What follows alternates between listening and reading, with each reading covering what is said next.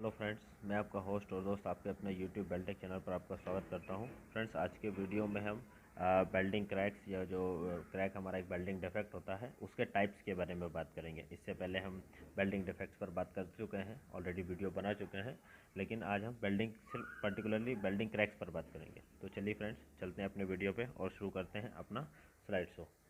तो चलिए फ्रेंड्स, चलिए समझते हैं अपनी सबसे फर्स्ट क्रैक, जो कि है क्रेटर क्रैक। इसमें आज हम समझेंगे क्रेटर क्रैक वेल्डिंग के एंड्स पॉइंट पर क्रिएट होती है जब इन एडोक्वेट मोल्टन मेटल सही से कैविटी में फिल नहीं हो पाता है, जिससे थिन सेक्शन क्रिएट होता है। कैविटी में जिस पोर्शन पे जो पोर्शन हमने वेल्डिंग के लिए क्रिएट किया हुआ, चाहे वी बनाया हो या जे शेप बनाया हो, उसको हम कैविटी कहेंगे। वहाँ पे जब हमारा मोल्टन मेटल सही से फिल अप नहीं होता है, वहाँ पर क्रेटर क्रैक क्रिएट होता है। यही इनएडोक्वेट मोल्टन मेटल क्रेटर क्रिएट करता है और सर्कुलर होल की तरह अपीयर होता है। ये सर्कुलर होल की तरह दिखता है। प्रेमेच्योरली वेल्डिंग को स्टॉप करना क्रेटर का मेन कॉज होता है। प्रेमेच्योरली वेल्डिंग फिनिश करने से मोल्टन मेटल को सफिशिएंट टाइम नहीं मिल पाता है कैविटी को फिल करने के लिए। क्रेटर जनरली वेल्डिंग के एंड पॉइंट्स में जनरेट होता है।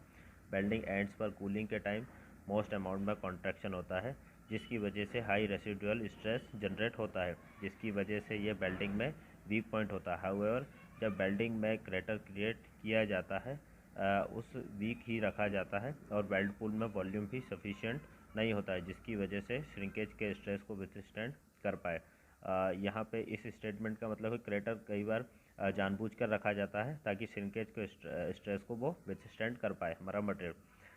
क्रेटर डिफेक्ट की वेल्डिंग को इमीडिएटली बाद ही नहीं होता है। ये क्रेटर क्रैक है वो वेल्डिंग के इमीडिएटली बाद ही नहीं होता है, कई बार ये हफ्तों, महीनों और सालों बाद भी अपीयर होता है। चलिए फ्रेंड्स, अब चलते हैं हमारी नेक्स्ट स्लाइड पे और देखते हैं इसके प्रिवेंशन, किस किस टाइप से हम क्रेटर क्रैक को प्रिवेंट कर सकते हैं हमारे वेल्डिंग में आने से। क्रेटर क्रैक के फॉर्मेशन को रोकने के लिए रन ऑफ टैग वेल्ड का यूज़ करना चाहिए, स्पेशली बल्ट बेल्ट्स में। मीन्स जब स्पेशली बल्ट बेल्ट हम लोग करें तब रन ऑफ टैग बेल्ट का टेक्निक का यूज़ करना चाहिए। इस टेक्निक से जॉइनिंग मटेरियल में स्टॉपिंग पोर्शन रिमूव हो जाता है। सेकेंडली, अगर वेल्डिंग के एंड पर करंट को कम कर दें तो इससे भी क्रेटर को कम किया जा सकता है। आर्क वेल्डिंग में करंट हीट के अमाउंट को कंट्रोल करता है, जिससे कि करंट कम होगा तो वेल्ड पूल का साइज़ भी कम होगा, जिससे क्रेटर ऑटोमेटिकली रिड्यूस हो जाएगा। चलिए फ्रेंड्स, यहाँ पे एक इमेज अटैच की गई है।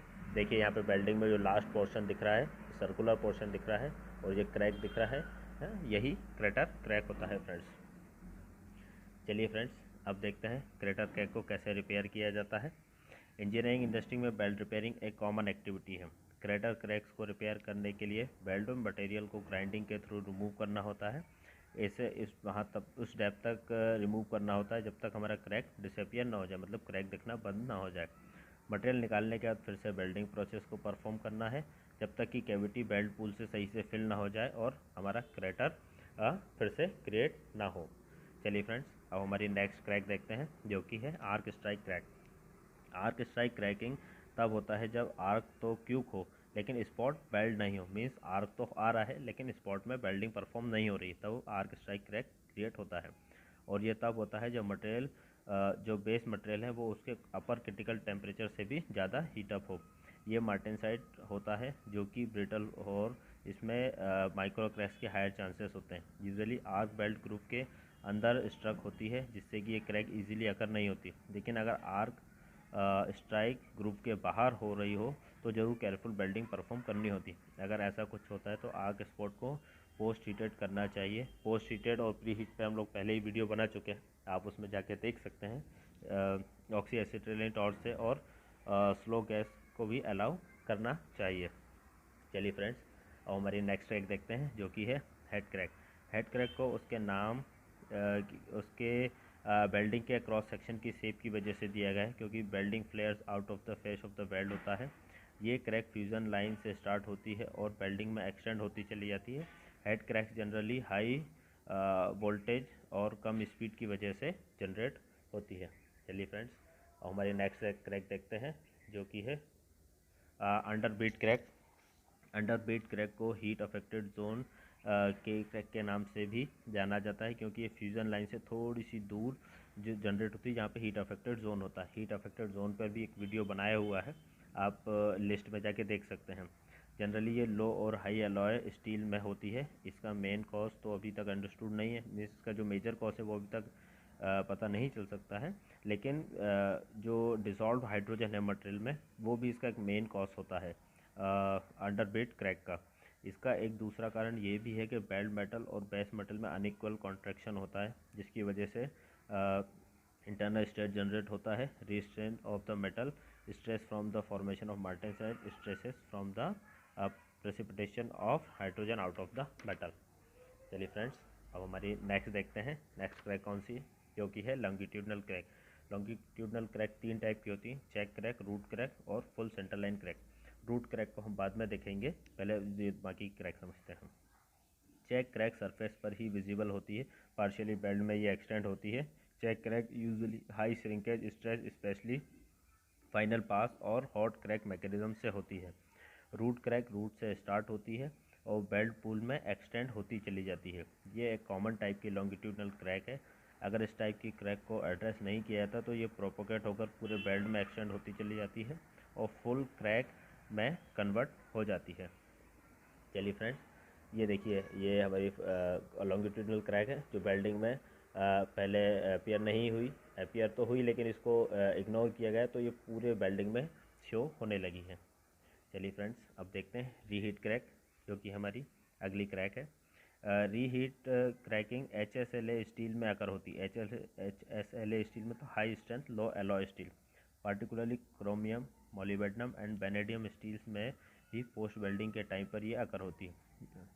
यही फिनोमिना ऑस्टेनाइटिक स्टेनलेस स्टील में भी दिखता है। ये HZ की poor, HZ mean heat affected zone की पुअर क्रीप डक्टिलिटी की वजह से होता है। कोई भी डिफेक्ट या नोच भी क्रैक फॉर्मेशन में एग्रीगेट करता है। इस टाइप की क्रैक्स को रोकने के लिए मटेरियल को पहले हीट करना और लो टेम्परेचर में सोख कर उसके बाद हाई टेम्परेचर पर रैपिड हीटिंग कर बेल्टोस और नोचेस को ग्राइंडिंग और पीनिंग करें।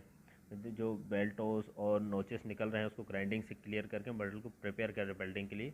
Heat affected zone grain structure को रिफाइन करने के लिए 2 लेयर्स बेल्डिंग टेक्निक का यूज़ करना चाहिए। चलिए फ्रेंड्स, हमारी ये देखिए, ये दिख रही हीट अफेक्टेड जोन क्रैक, जिसको कहा जाता है रीहीट क्रैकिंग भी है। चलिए फ्रेंड्स, अब देखते हैं रूट एंड टो क्रॉक। जो रूट हम क्रॉक ऊपर छोड़ के आए थे वही है यहाँ पे root crack. Root crack welding की बिगनिंग में जनरेट होती है। एक तो इनिशियल में लो टेम्परेचर ऑफ कैविटी में बेल्ट का इम्प्रॉपर फिलर मटेरियल से यूज़ होना इसका मेन कॉज होता है। हाइड्रोजन इम्ब्रेटलमेंट इस टाइप की क्रैक का एक मेजर रीज़न है। इस टाइप को एलिमिनेट करने के लिए इनिशियल में हायर करंट और प्रॉपर फिलर मटेरियल का यूज़ करना। टो क्रैक्स बेल्डिंग एरिया में मॉइस्चर कंटेंट की अवेलेबिलिटी की वजह से होता है। ये सरफेस क्रैक का एक पार्ट की तरह होता है, इजीली डिटेक्ट हो जाता है। प्रीहीटिंग और प्रॉपर जॉइंट फॉर्मेशन से इस डिफेक्ट को एलिमिनेट किया जा सकता है। चलिए फ्रेंड्स, अब हमारा लास्ट क्रैक देखते हैं। चलिए ये देखिए, यहाँ पे हमको फ्यूज़न लाइन, रूट और टो क्रैक्स फ़ोटो में दिख रहे हैं। चलिए फ्रेंड्स, अब हमारी लास्ट क्रैक देखते हैं, जो कि है ट्रांसफ़र क्रैक।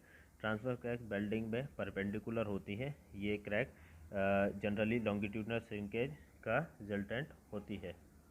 चलिए फ्रेंड्स, ये देखिए ट्रांसफ़र क्रैक, आप फोटो में देख सकते हैं, बेल्डिंग बीट के अलॉन्ग दिख रही हैं। चलिए फ्रेंड्स, अब देखते हैं preventive measures to be taken before starting the welding process. Means हमको क्या क्या बेल्डिंग प्रिवेंटिव मेजर्स करने चाहिए बेल्डिंग में क्रैक को रोकने के लिए। Be sure that the welding is such so as to provide good belts of proper fusion. Avoid trying to weld a higher sulfur, higher phosphorus steel. Try to use steel with the lowest carbon content. इसका मतलब है कि higher sulphur और higher phosphorus steel को avoid करना चाहिए और low carbon steel को वेल्डिंग करना चाहिए। Use A low hydrogen electrode, back it well. Low hydrogen electrode का यूज़ करना चाहिए, उसको अच्छे से बैक करना चाहिए ओवन में, ताकि उसमें से मॉइस्चर निकल जाए सारा इलेक्ट्रोड से। If the carbon content of the steel is above 0.45%, use preheat before welding. अगर मटेरियल का कार्बन कंटेंट 0.45% से ज़्यादा है तो मटेरियल को वेल्डिंग से पहले प्रीहीट करें। Do post heat treatment and stress relief as per guidance. इसके बाद उसको पोस्ट हीट ट्रीट करें और स्ट्रेस रिलीविंग भी करें as per procedure. Use ultra high argon gas for protection of weld pool then welding with TIG और MIG. High argon gas का use करें। टिक में जो टंगस्टन इनर्ट गैस में आर्गन गैस का यूज़ होता है, जो हमारी शील्डिंग गैस होती है, उसका यूज़ करें बेल्ट फ्यूल को प्रोटेक्ट करने के लिए। Crater cracks may be eliminated by filling the end crater at the end of the each bed. Use crater fill function with welding with TIG. Use run of tags if required. चलिए friends, ये 3-4 points और हैं, आप इसको study कीजिएगा। इसमें generally material का preparation और वेल्डिंग को कैसे करना है क्रैक्स को रोकने के लिए, यही सब बताया गया है। चलिए फ्रेंड्स, इसी के साथ आज के वीडियो को ख़त्म करते हैं। आज का वीडियो आपको कैसा लगा हमें कमेंट बॉक्स में कमेंट करके ज़रूर बताएं। वीडियो को लाइक करें, चैनल को सब्सक्राइब करें और नोटिफिकेशन वाले बेल आइकन को भी प्रेस करें। Thank you friends, thanks for watching.